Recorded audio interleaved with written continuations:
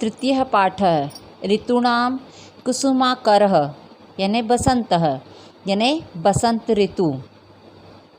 भगवता श्रीकृष्णेन गीतायां स्वमुखेन उक्तं ऋतूणां कुसुमाकरः।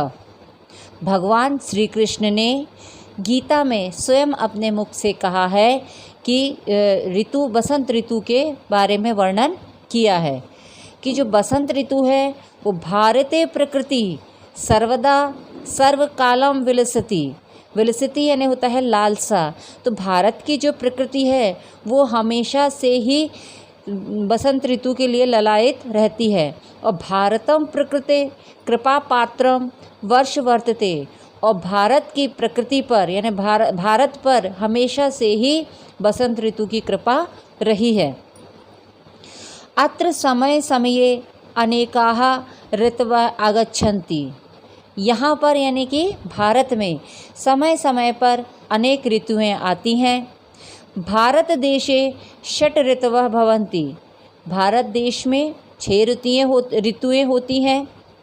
तेषु बसंतः ऋतुराजः कथ्यते। और उन सभी ऋतुओं में से जो बसंत ऋतु को ऋतुओं को राजा कहा गया है। बसंत ऋतु आकाशः स्वच्छ भवति। बसंत ऋतु में आकाश स्वच्छ होता है। सर्वत्र पुष्पाणां सुगंधः प्रसरति। और सर्वत्र यानी चारों ओर पुष्पों की सुगंध फैलती है।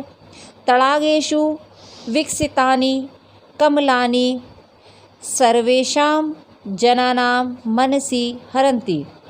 और तडागेषु यानी तालाब में विकसितानि यानी खिले हुए कमल सर्वेषां यानी सभी जनानाम यानी मनुष्य। तो सभी मनुष्यों के मन को प्रसन्न करते हैं या मन को हरते हैं। विकसितानां पुष्पाणाम उपरि भ्रमराः गुंजन्ति। और जो खिले हुए पुष्प हैं उनके ऊपर भंवरे गुंजन करते हैं यानी भंवरे मंडराते हैं। मंदम मंदम सौरभ युक्तम पवनः बहति। और मंदम मंदम यानी होता है धीरे धीरे सुगंध से युक्त हवा बहती है। वृक्षेषु नवपल्लवाः जायन्ते। वृक्षों पर नए पत्ते लगते हैं। अस्मिन् ऋतौ सर्षपः पीतानि वसनानि धारयति।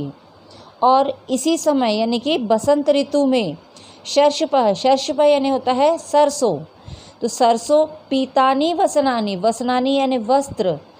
तो इसी समय पर यह जो ऋतु है यानी बसंत ऋतु पीले वस्त्र को धारण करती है। यानी जो सरसों है उससे जो पूरा खेत है वो उसके पीले फूल दिखाई देते हैं। तो यहाँ पर ये कल्पना की गई है कि जो बसंत ऋतु है उसने पीले वस्त्र धारण किए हुए हैं। सर्वे जनाः उद्यानेषु भ्रमन्ति। और जो सभी लोग हैं वो बगीचे में घूमते हैं। बालाः च क्रीडन्ति। और बच्चे खेलते हैं। अगला अनुच्छेद है बसंत पंचमी नाम उत्सवः अस्मिन् ऋतौ एव भवति। बसंत पंचमी नाम का जो उत्सव है वो भी इसी ऋतु में यानी कि बसंत ऋतु में ही होता है। अस्मिन् दिने जनाः विद्यायाः देवीं सरस्वती पूजयन्ति।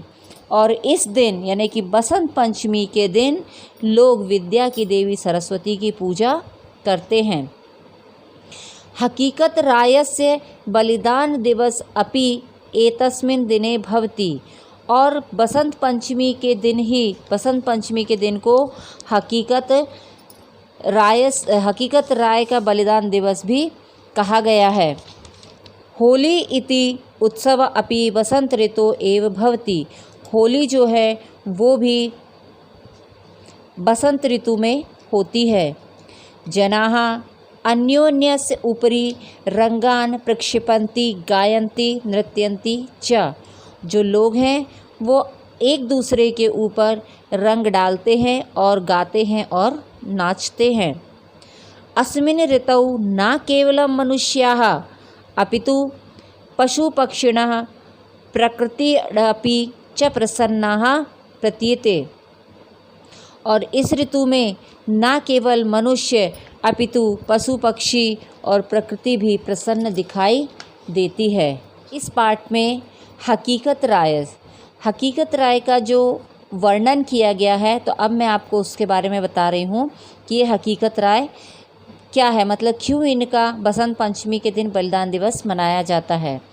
तो ये जो हकीकत राय हैं ये लाहौर निवासी हैं और जब ये 13 वर्ष के थे तो 13 वर्ष की आयु में इन्हें इस्लाम धर्म अपनाने के लिए कहा गया था, लेकिन इन्होंने इस्लाम धर्म अपनाने से मना कर दिया और बसंत पंचमी के दिन यानी 23 फरवरी 1734 को इनका सिर जो है वो धड़ से अलग कर दिया गया था। लेकिन जो ये वीर का सिर जो है वो धड़ से नीचे नहीं गिरा, बल्कि वह आकाश मार्ग से सीधे स्वर्ग की ओर चला गया। तो ये हकीकत राय जो थे, इसीलिए इनका बसंत पंचमी के दिन बलिदान दिवस के रूप में मनाते हैं।